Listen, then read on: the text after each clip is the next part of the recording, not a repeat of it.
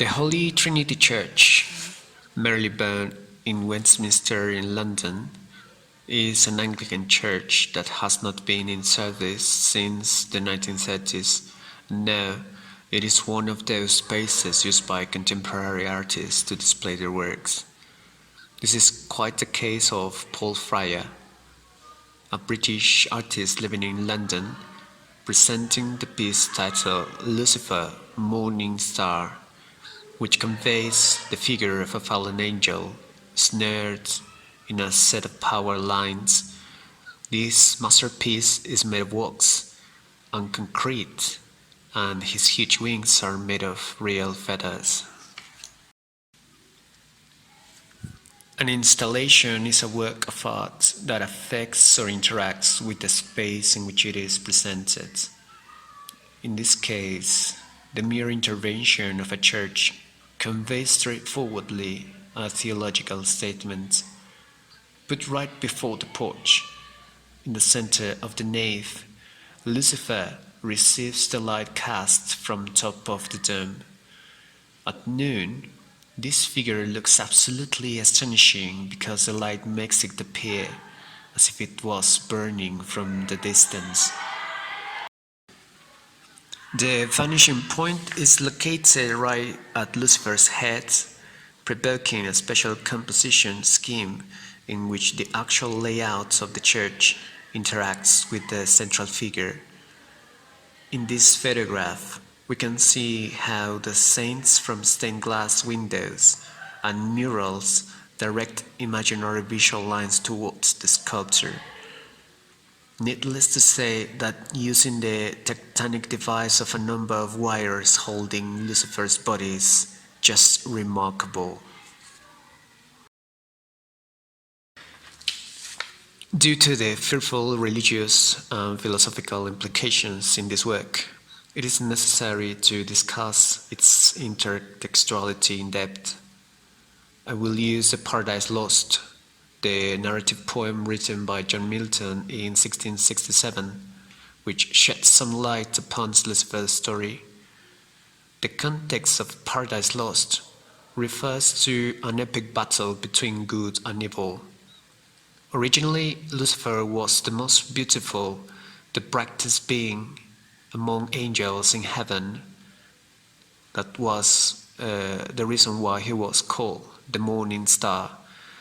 But one day he started to inquire about God's existence.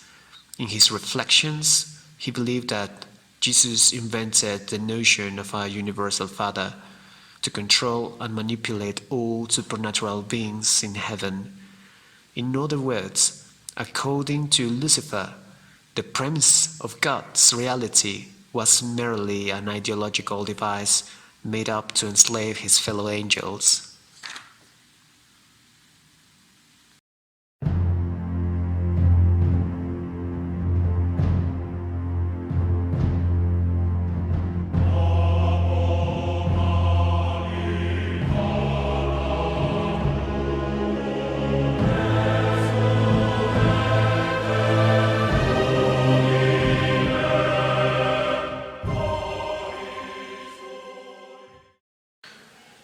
With this claim, Satan challenged Jesus Christ, and Jesus had no option but to request the support of Archangel Michael, who started up a battle of cosmic proportions against the rebel angels led by Lucifer. According to Milton's epic mythology, the clash between the faithful angels and Satan's forces lasts 3 days. At the final battle, the Son of God defeated the entire legion of rebels and Satan vanished, head down to the underworld. This very moment was recalled by William Blake, a well-known admirer of John Milton, in his poem The Tiger. When the stars threw down the spears and watered heaven with their tears, did he smile his work to see? Did he who made the lamb make thee? Following this purge, God created the world, concluding in his creation of Adam and Eve. From then on, the morning star became Satan. Meanwhile, in Pandemonium, the capital city of hell, Satan employs his rhetorical skills to organize his followers.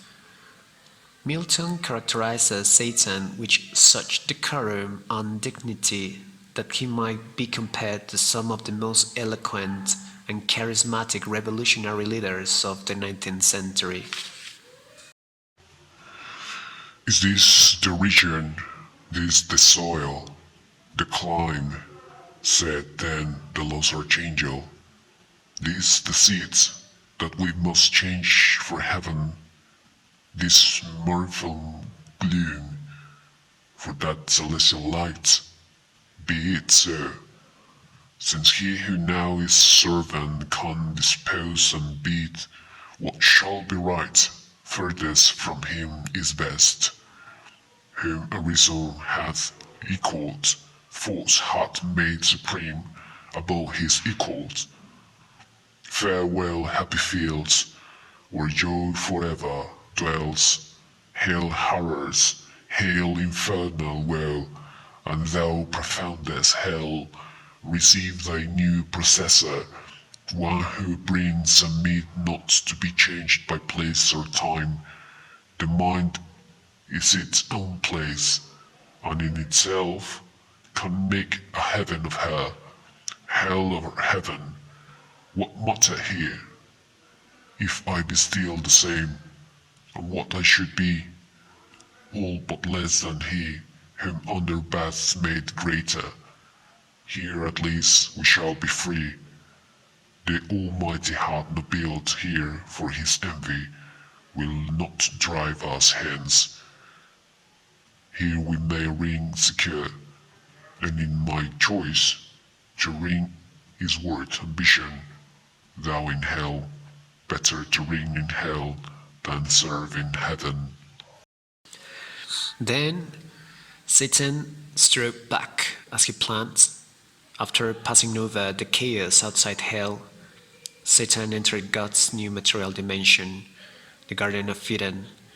Right there, in the paradise, the Universal Father gave Adam and Eve freedom and power to rule over all his creation. But he gave them one explicit command: do not eat from the tree of knowledge of good and evil. Adam and Eve were naked and lived up there without any trouble or existential issues. They would be happy as long as they did not try to eat from the tree of knowledge. Next, Satan transforms into a snake and tempts Eve to eat from the tree by stimulating her curiosity and vanity, tricking her with his rhetoric powers. She eats the fruit. A little later, Adam realized that Eve had broken God's decree. He decided to follow Eve by committing the same sin. According to some critics, Milton portrayed Adam as the ultimate sinner because he was totally aware that what he was doing was wrong. Seemingly, Adam and Eve's destinies were bound to one another from then on. If the whole humanity derives from Adam and Eve, it was thanks to Satan that humans would be living a mortal life out of the paradise. That is why a Protestant text such as the Paradise Lost emphasizes the aspect of original sin or Satan's legacy in every human being.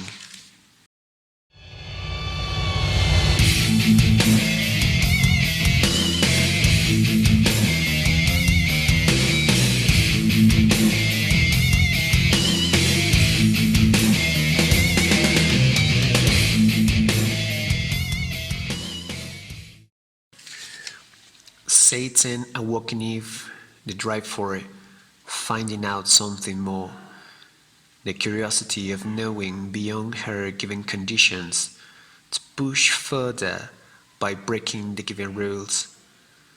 Following this line of interpretation, Satan will be, symbolically speaking, the father of science and philosophy as well, the capability to inquire oneself about nature of reality. To connect causes and effects and report credible conclusions are utterly human traits.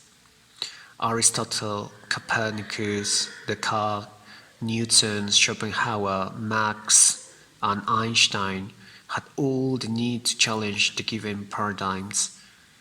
In this sense, there is always somebody who goes beyond the fabric of reality, somebody who willingly penetrates in the matrix. Taking into consideration this premise, the root of evil sought by Satan in the human consciousness can be regarded in two ways, as curiosity or as arrogance.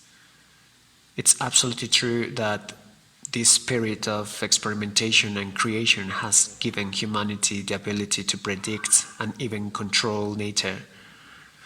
This instinctive feeling of going beyond is what we would call healthy curiosity.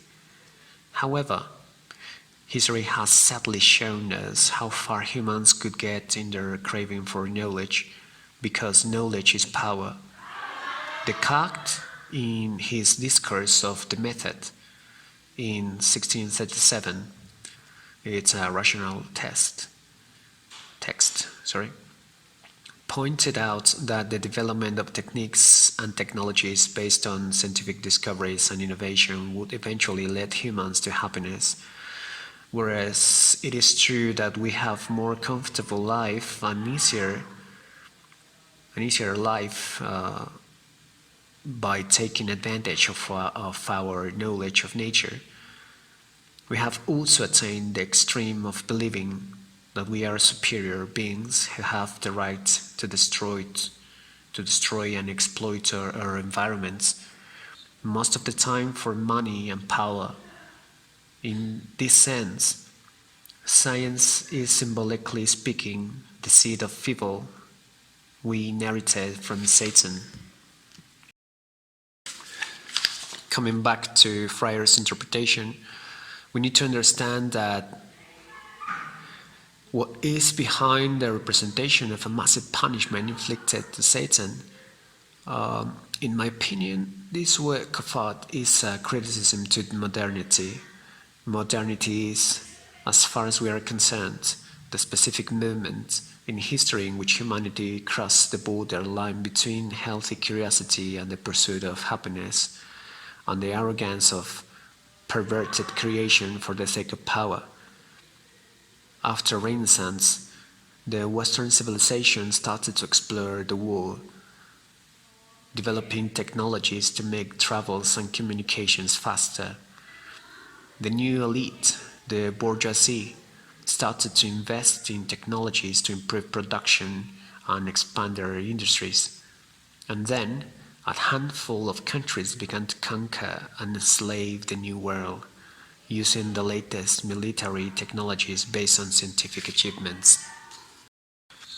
Right in the 19th century, there were factories, trains, and more efficient means of production all over Europe. Even medicine had already got several of its crowning achievements by this time. Sometimes happened then in the human condition. Something happened right there when science became a device of ideological control and military power. The mad scientists depicted in many narratives, such as the Frankenstein and Faustus, are represented the hubris of mankind while reaching a higher stage of knowledge and power.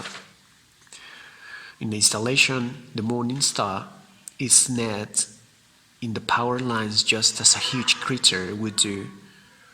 Why in the interiors of a church? The space was used in such a manner that the saints in the stained glass seemed to be attending to Lucifer's trial. He is entrapped by technology, the same wires used to transport electricity, the symbol of progress and civilization. Having said that, allegedly Lucifer inserted the twofold aspect of curiosity and arrogance in the human consciousness, we are simultaneously witnessing two trials, the trial of Lucifer and the trial of humanity. Humanity is caught by modernity, just as Satan fell and snared himself in the power lines by his arrogance. Right now, we are facing three major challenges which threaten the human condition: global warming, nuclear weapons, and neoliberalism. We got too far on developing technology to destroy ourselves. Even the noblest causes in science, like medicine and biotechnology, obey now to the huge interests of pharmaceutical industries.